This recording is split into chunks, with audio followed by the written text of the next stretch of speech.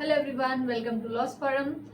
आज हम देखेंगे यूनिट 5 जो है जनरल एक्सेप्शन, और इसमें भी हम लोग देखेंगे प्राइवेट डिफेंस जो डील करता है सेक्शन 96(706) ऑफ आईपीसी। इसमें चार केसेस है। फर्स्ट केस है state of UP versus Ramswaroop 1974। Second है Devnarayan versus state of UP. Third case है हमारा Kishan versus state of MP and the fourth is James Martin versus state of Kerala.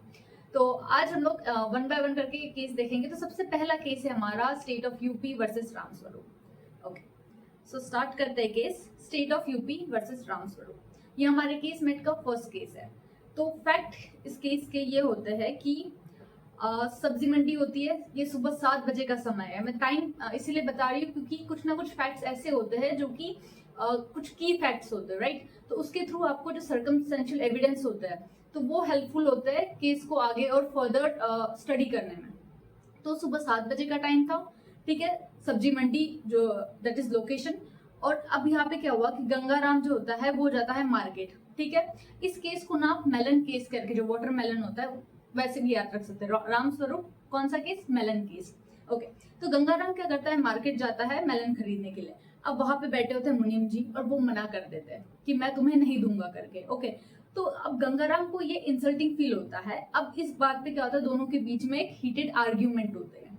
अब मैं ये बैकग्राउंड आपको सारे इसीलिए बता रही हूँ क्योंकि आगे जब हम लोग डिसाइड करेंगे कि इसमें जो है कि विक्टिम और अक्यूज में से दोनों को किसको जो RPD right to private defence मिलेगा, तो इसके लिए जो छोटे छोटे फैक्ट्स है ये जानना बहुत इंपॉर्टेंट है। अब ये 7 बजे की बात मैंने बताई। अब 8 बजे क्या होता है, मतलब सी 1 घंटे बाद। 1 घंटे बाद क्या होता है, गंगाराम अपने घर गया। अब घर से जब वो आता है तो अपने 3 बेटों को साथ लेके आता है, ठीक है। अब 3 बेटों को साथ लेके आया। एक का नाम होता है रामस्वरूप, एक सेकंड होता है Somi and third is Subhash. अब देखिए, जो गंगाराम होता है उसके पास होता है नाइफ, तो वो नाइफ लेके आया है। रामस्वरूप के पास होती है गन, सोमी और सुभाष के पास कुछ नहीं होता है। अब मैं ये भी क्यों बता रही हूँ, क्योंकि इससे हमें ये पता चलता है अगर आप वेपन कैरी करके कहीं जा रहे हो, मतलब क्या है, आपने पहले से इंटेंशन बना लिया है, प्री डिटरमाइन कर लिया कि नहीं हम पर्टिकुलर इस इंटेंशन से बाहर जा रहे हैं, राइट। तो इस बात का हमें ध्यान रखना है। देन सेकंड इज क्या होता है कि जैसे ही वो लोग वहां मार्केट में पहुंचते हैं फिर से इनके बीच में आर्ग्यूमेंट होता है। ओके, अब ये क्या करता है, रामस्वरूप जो गन कैरी किया हुआ था वो मुनीम जी पे फायर करता है। और यहाँ पे जो मुनीम जी है ही वॉज वेरी ओल्ड और वो ट्राई करते हैं यहाँ से भागने की।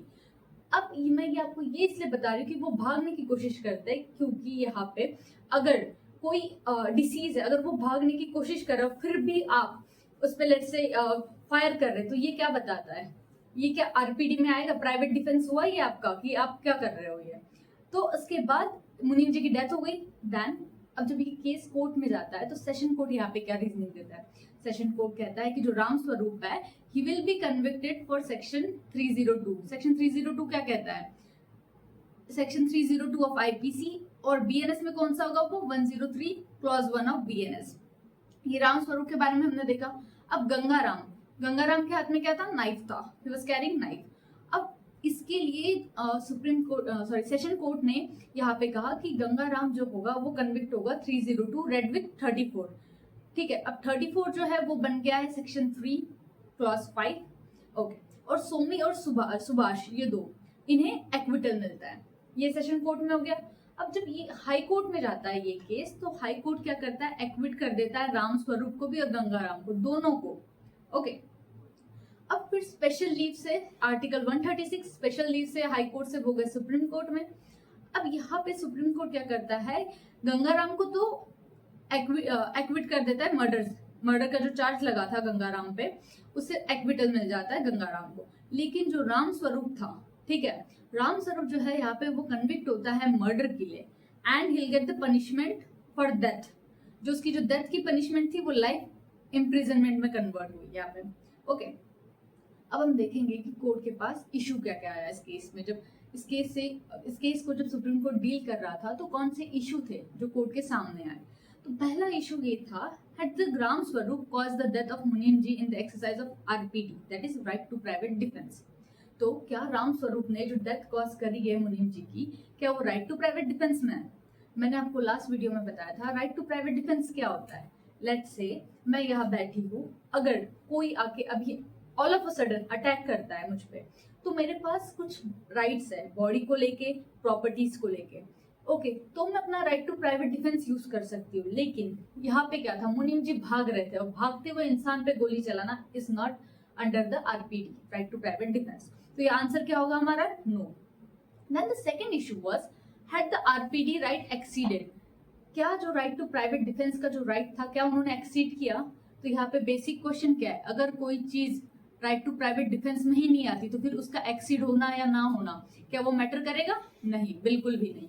ओके, थर्ड इशू की बात करते हैं, तो whether the existence of RPD must be beyond reasonable doubt, मतलब कि अगर right to private defence exist करता है तो क्या उसे प्रूव करने के लिए बियॉन्ड रीजनेबल डाउट प्रूव करना पड़ेगा कि थोड़ी सी भी शक की गुंजाइश ना हो। ओके, तो ऐसा होगा तो आप थोड़ा खुद पॉज कीजिए और खुद सोचिए क्या इस केस में ऐसे जनरल एक्सेप्शन में ये अप्लीकेबल होगा या नहीं होगा। ओके, सो आई होप आप लोगों को आंसर मिल गया होगा।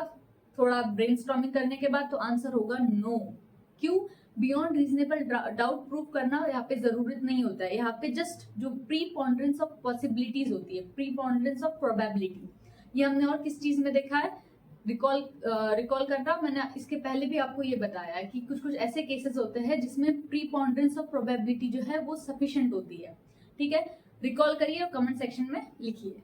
And the favour of the existence of RPD will be sufficient, मतलब कि अगर आपको बस इतना ही पता है कि प्रोबेबिलिटी ये हो सकती है, उतना सफिशिएंट होगा। ठीक है, right to private defence exercise करने के लिए। देन सुप्रीम कोर्ट की ऑब्जर्वेशन क्या रही इसमें, तो सबसे पहले उनकी ऑब्जर्वेशन थी कि no right for the stage manager. इसका मतलब, और ये जो वर्ड मैं यूज करी ना स्टेज मैनेजर, ये आपको ऐसे वर्ड आपके आंसर में लिखने हैं।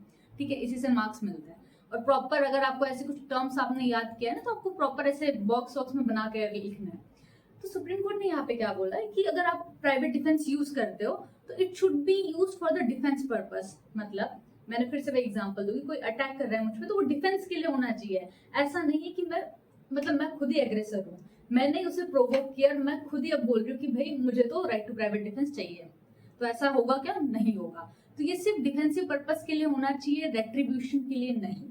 Okay, and the second thing is it is available in the face of, अगर आपको लग रहा है कि भाई आपको एप्रीहेंशन हो रहा है कि डेंजर है, तो ही, ऐसा नहीं है कि आप बस ख्याली पुलाव बैठे बैठे सोच रहे हो कि डेंजर हो तो सकता है, होगा कि नहीं होगा। ऐसे केसेस में अगर literally in a actual sense there is a apprehension of danger, तभी आप राइट टू प्राइवेट डिफेंस को एक्सरसाइज करेंगे।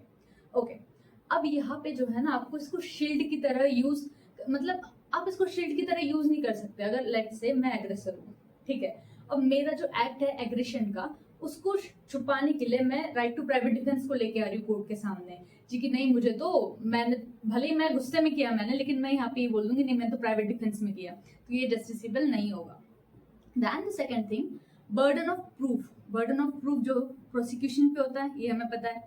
तो यहाँ पे ये जो आपको सबसे पहले तो प्रूव करना पड़ेगा कि ये आपका जो एक्ट है वो आरपीडी है।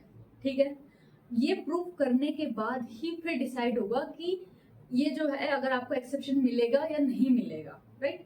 देन जो रिस्पॉन्सिबिलिटी होती है यहाँ पे अक्यूज की, to prove that his act come under this general exception, तो यहाँ पे अक्यूज को ही प्रूव करना होता है, right. Then retract to wall, ये एक प्रिंसिपल है।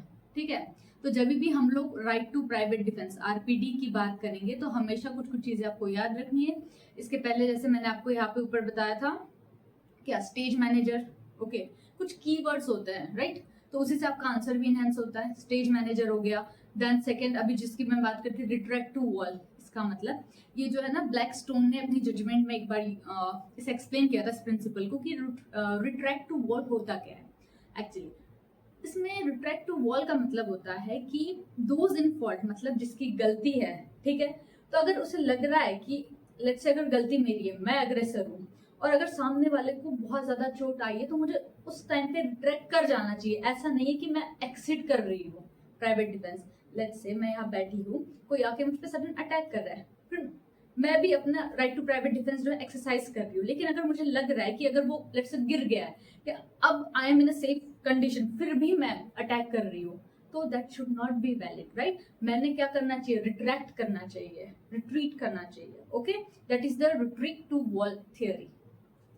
देन अब रीजन क्या है डिसीजन के, तो सुप्रीम कोर्ट ने जो भी डिसीजन दिया तो उसके पीछे ऑब्वियसली रीजनिंग होती है। तो यहाँ पे इन्होंने कहा जो राम स्वरूप और जो उसके फादर थे वो क्या थे, एग्रेसर। और हमेशा प्रिंसिपल याद रखना, अग्रेसर कभी भी डिमांड नहीं कर सकता है right to private defence.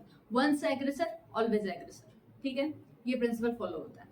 Then जो यहाँ पे राम स्वरूप है उन्होंने किल किया मुनीम जी को, और वो भी कैसे कंडीशन में, जब वो भाग रहे थे। ओके, तो इससे समझ में आता है कि प्राइवेट डिफेंस तो बिल्कुल भी नहीं था। सेकेंड, जो राम स्वरूप था उन्होंने क्या किया, शूट किया पॉइंट ब्लैंक स्टेज पे। Then Ram Swaroop is not able to prove, यहाँ पे वो प्रूव ही नहीं कर पाए कि भाई ये जो है उनका राइट टू प्राइवेट डिफेंस है या जनरल एक्सेप्शन में आएगा करके। हेंस ये जो है उन्हें डिफेंस का जो बेनिफिट है वो नहीं मिलेगा यहाँ पे। ओके, इसी के साथ ये केस कंप्लीट होता है। Thank you.